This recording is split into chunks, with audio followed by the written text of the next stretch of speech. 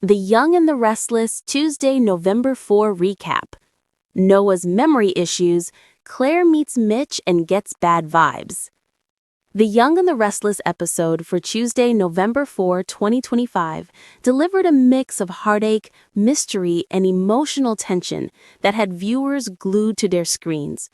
It was one of those days in Genoa City where every glance, every secret, and every unspoken truth seemed to carry the weight of something bigger brewing beneath the surface. Morning at the hotel. Sleepless nights and lingering worries. The day began quietly at the hotel, where Nick Newman, Joshua Morrow, knocked gently on Sharon Newman's door, a warm scone in hand. The gesture was small, but the meaning behind it was powerful. Both of them had spent a sleepless night, haunted by Matt Clark's return under his new alias, Mitch Bacall, Roger Holworth, and the lingering uncertainty surrounding their son, Noah Newman, Lucas Adams. As Sharon opened the door, Nick could see the exhaustion written across her face. The two shared a quiet moment over coffee and breakfast, reflecting on how strange it felt to have Matt, or Mitch, back in their orbit after all these years. Sharon admitted she couldn't shake the feeling that Matt's sudden reappearance wasn't just coincidence. It felt orchestrated, deliberate, as if he was back to settle unfinished business. Nick, ever the protective father, made it clear he wasn't going to sit back and wait for answers to come to them. Sharon mentioned she needed to return to the hospital to check on Noah, who was still unconscious after the horrific crash. But Nick had other plans.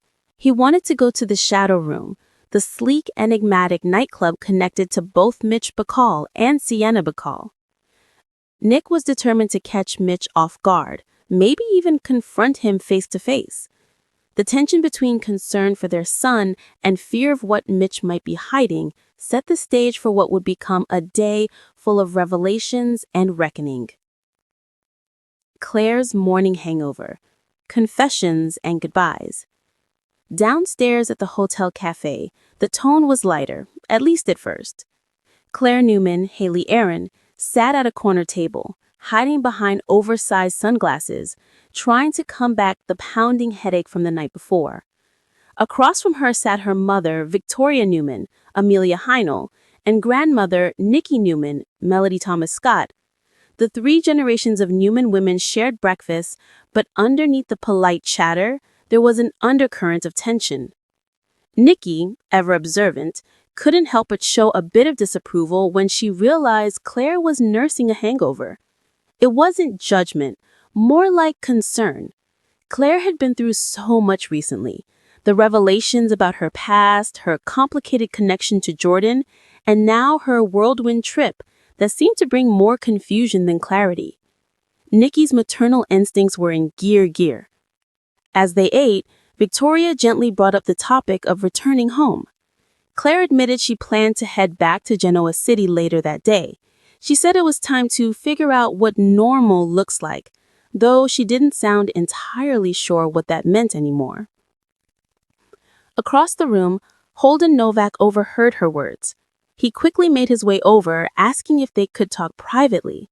Victoria gave her daughter an encouraging nod, and Claire stepped aside with Holden.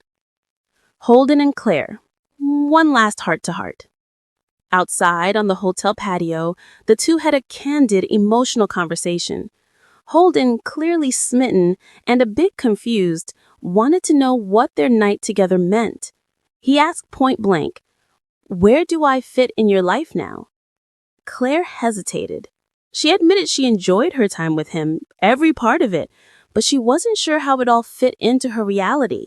She needed space, time, and maybe even distance to sort through her emotions. Holden tried to mask his disappointment, but the sadness in his eyes said it all. Before she left, Claire had two requests. She wanted to see the mountains one last time, to clear her head and take in the peace she so desperately needed. And she wanted to stop by the Shadow Room to thank Sienna Bacall for her hospitality.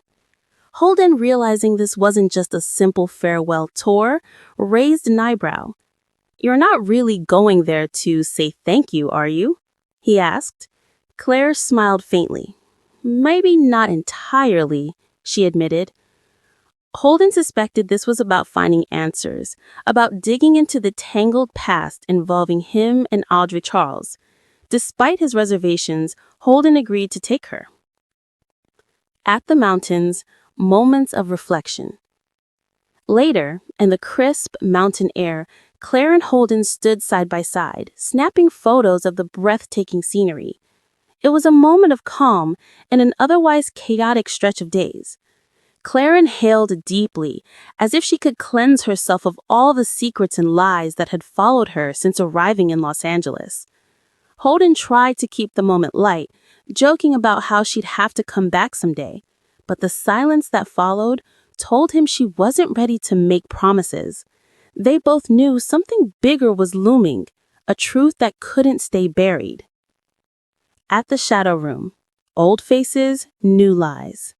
By afternoon, they arrived at the shadow room, a place pulsing with energy and tension in equal measure.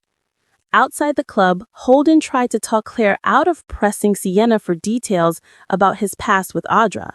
He warned her that nothing good could come from reopening old wounds. Claire nodded, but her determination was clear. She needed answers, even if they hurt. Meanwhile, inside the club, Mitch Bacall was already there, confronting Sienna about the fallout from the previous night. He was visibly frustrated, his calm facade slipping. Mitch denied, once again, that he was Matt Clark, dismissing the accusation as nonsense cooked up by a desperate Nick Newman looking for someone to blame. But Sienna wasn't entirely convinced. She had seen too much and heard too much to ignore the whispers.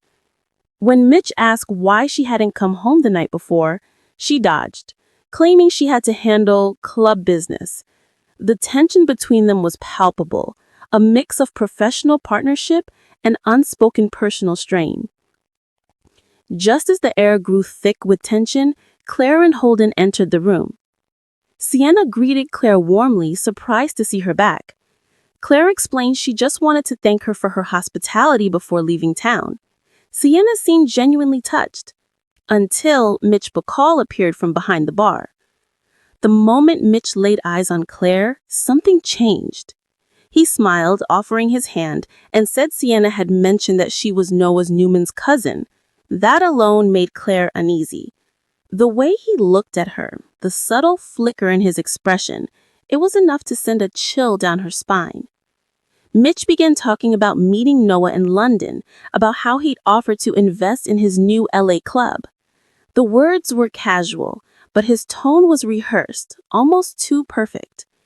Sienna interjected, mentioning that there had been talk that Noah's accident might not have been an accident, after all. Mitch's face tightened instantly.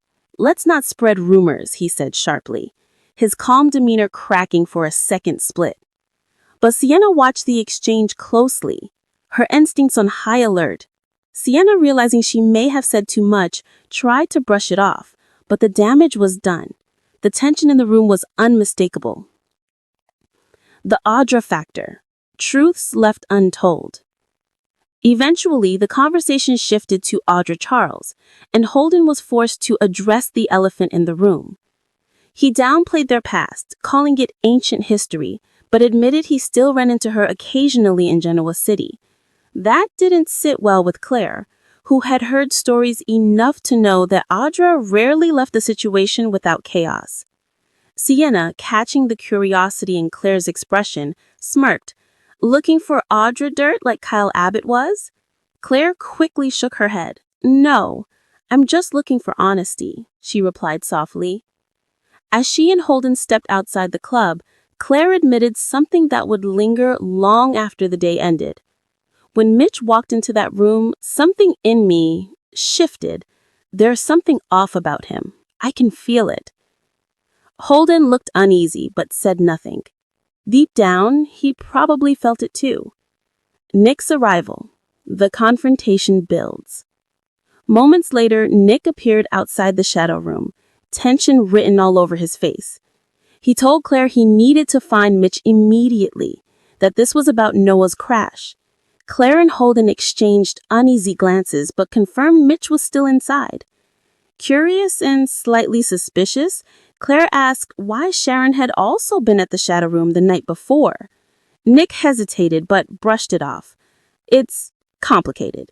But right now, my focus is on finding out what really happened to my son. Inside, the atmosphere turned stormy. Mitch cornered Sienna again, furious that she mentioned anything about the accident. You shouldn't have told Claire that, he hissed. But Sienna stood her ground. She already knew, she said. And maybe it's time the truth came out. Mitch's eyes darkened. You're getting too involved, he warned. This isn't your problem. But Sienna's trembling hands betrayed her fear and her guilt. When Mitch accused her of caring too much about Noah for someone who barely knew him, she couldn't even respond. The look on her face said it all. There was more she wasn't telling him.